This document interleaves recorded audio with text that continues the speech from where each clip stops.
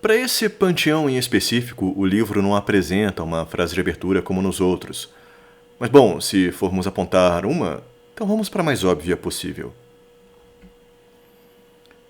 Qualquer tecnologia suficientemente avançada é indiscernível de magia. Terceira lei de Clarke.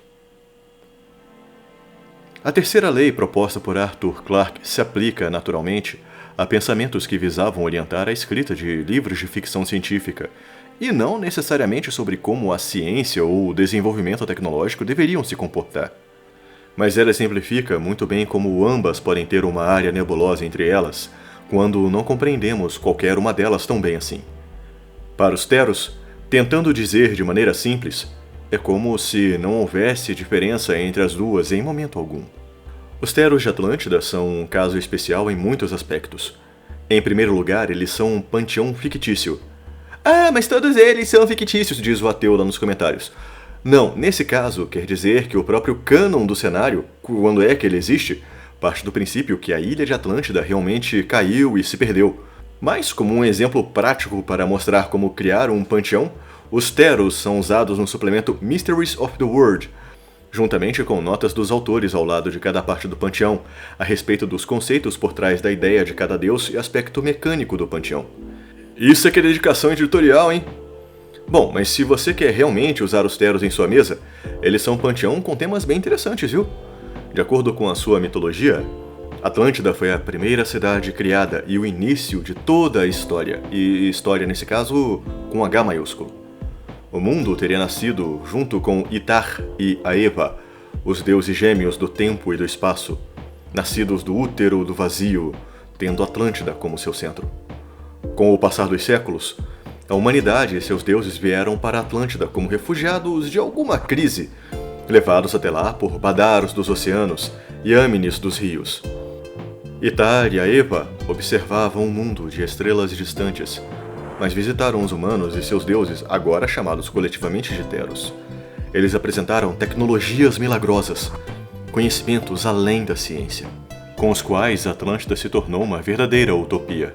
Torres de cristal, com interiores ampliados por arquitetura hiperespacial que acomodavam templos, forjas e mansões palacianas. Fábricas de clones e gemas de transplante de memória que concediam à nobreza atlante semi-imortalidade. Armas movidas a histórias vivas, empunhadas por soldados plurimentais que afastavam os titãs do panteão, chamados coletivamente de Deros. Com o passar dos milênios, os Atlantes resolveram se isolar de seus primitivos vizinhos. O mito de sua catástrofe se tornou bem conhecido, e por muito tempo isso foi exatamente o que os Atlantes queriam. Na verdade, sua miraculosa ilha está numa terra incognita, isolada por motores de dobra espaciais e ocultações de singularidade. Porém, governados por uma aristocracia imortal e isolada do resto da humanidade, a cultura atlante se estagnou. Atualmente, heréus atlantes advogam o fim desse isolamento. Eles buscam pela humanidade e o têm feito ainda de maneira muito discreta. Muitas diretrizes da história e cultura atlantes foram introduzidas na internet mortal, e alguns heréus já começaram a estabelecer linhas secretas de comunicação com líderes governamentais. Outros heréus atlantes espalhados pelos 4 cantos do mundo pressentem o retorno de seus pais divinos em suas almas. Atlântida não pode mais permanecer escondida. Mas o que vai acontecer quando ela retornar? Como já deu para perceber, um dos temas mais recorrentes dos Theros é a combinação de tecnologia e magia. O espaço, tanto em termos siderais quanto mais objetivamente de proximidade mesmo. Suas relíquias abordam bastante temas como teletransporte e velocidade de dobra. Esse conflito entre magia e tecnologia é expresso inclusive em suas virtudes. Nostalgia, o desejo de manter o isolamento e a sensação de que abrir as portas da ilha a destruiria por completo. E visão, o desejo de evoluir ainda mais a ilha, talvez inclusive abrindo-a para o mundo. Dada sua inegável ligação com aspectos tecnológicos e divinos ao mesmo tempo, não é surpresa que o domínio exclusivo de Panteão, o Demiurgo, lhes permita construir, utilizar e até mesmo destruir aparatos tecnológicos com grande eficácia, mesmo que nunca tenham entrado em contato com eles antes.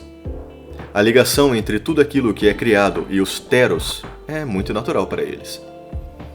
As virtudes dos Teros os prendem ou ao passado ou no futuro.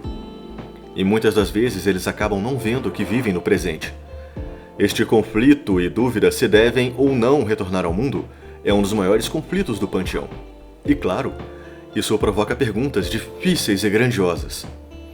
Isso de fato fará bem ao panteão? E ao mundo? As pessoas de fato se beneficiarão dos milagres tecnológicos oferecidos pelos Teros? Ou os desvirtuarão? E os outros panteões? Vão recebê-los de braços abertos? Ou tentarão se apropriar desses mesmos milagres? Essas perguntas, naturalmente, não serão respondidas em nenhum suplemento oficial. Cabe aos bandos e aos seus personagens de jogadores responderem elas de fato. E nós, é claro, estaremos aqui, ansiosos para ouvir essas histórias. Infelizmente, esse vídeo marca o fim de todos os panteões oficiais já publicados até o presente momento em Scion 2ª edição. Mais panteões ainda devem vir no livro Demigod, mas até lá, esperamos sinceramente que tenham gostado desta série e a aproveitado bastante. Sinta-se à vontade para compartilhá-la com quem puder e até mesmo reassisti-la várias vezes. Esperamos ansiosos o seu like e sua inscrição no canal. E diga nos comentários que outros assuntos seriam interessantes de serem abordados, tendo ou não a ver com Scion 2ª edição. Até a próxima. E como sempre, ótimas rolagens a todos.